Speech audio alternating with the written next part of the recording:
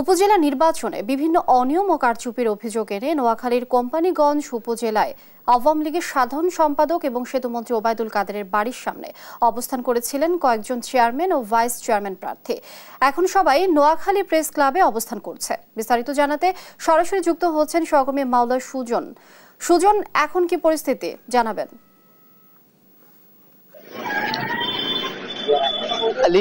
লিনিয়া, আপনি যেমনটি বলছিলেন যে নোয়াখালী নির্বাচনের পরিস্থিতির কথা, আপনি কি একটু তথ্য জানিয়ে রাখতে চাই। শুরুতে সেটি হচ্ছে যে নোয়াখালীতে আজ 3টি উপজেলায় নির্বাচন অনুষ্ঠিত হচ্ছে। এগুলো হচ্ছে নোয়াখালী সদর উপজেলা, ব্যায়ামগঞ্জ উপজেলা এবং কোম্পানীগঞ্জ উপজেলা। তো এর মধ্যে সবচেয়ে বেশি আলোচিত হচ্ছে নোয়াখালী কোম্পানীগঞ্জ উপজেলা।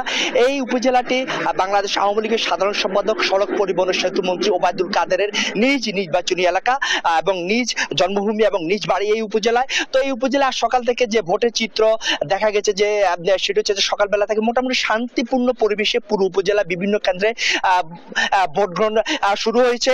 তো আমি ভোটারদের সূত্রে যেটি জানতে পারি যে সকাল থেকে মোটামুটি তারা শান্তিপূর্ণভাবে ভোট দিতে পেরেছে এবং মোটামুটি শান্তিপূর্ণভাবে ভোট গ্রহণ শুরু হয়েছে। তো বেশ কয়েকটি কেন্দ্র ঘুরে যে চিত্র পেয়েছি যে মোটামুটি যে কোথাও কোনো তেমন একটা লম্বা লাইন দেখা যায়নি ভোটারদের, নারী বলেন পুরুষ বলেন কেউ তেমন একটা লাইন দেখা যায়নি। তবে নারী ভোটাররা আসছে আস্তে আস্তে করে কেন্দ্র। তো বেলা বাড়ার সাথে সাথে কিছু কিছু কেন্দ্র ভোটার বাড়ছে।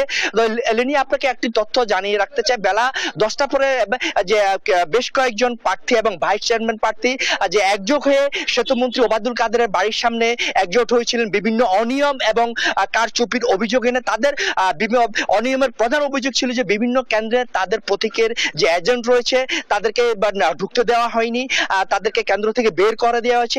এই ধরনের অভিযোগ এনে তারা একাধিক প্রার্থী একত্রিত হয়ে সেতুমন্ত্রী ওবায়দুল কাদেরের বাড়ির সামনে একত্রিত হয়েছিলেন। তারা সেখান থেকে বিভিন্ন অনিয়মের অভিযোগ তুলে ধরেছেন। তো সেখান থেকে তারা একটু আগে সরে গিয়ে নোয়াখালী জেলা শহরে প্রেস ক্লাবের দিকে রওনা হয়েছেন। তারা সংবাদ সম্মেলন করবেন বলে জানিয়েছেন, বিভিন্ন অনিয়ম এবং অভিযোগ তুলে ধরে। তো ধারণা করা হচ্ছে যে সে সংবাদ সম্মেলন থেকে সকল প্রার্থী একজোট হয়তো বা নির্বাচন বর্জনের ঘোষণা দিতে পারেন। লিনিয়া, এ হচ্ছে নোয়াখালীর কোম্পানীগঞ্জ থেকে আমার কাছে সর্বশেষ। সুজন, ধন্যবাদ। দর্শক, নোয়াখালী কোম্পানীগঞ্জ থেকে যুক্ত ছিলেন সহকর্মী সুজন।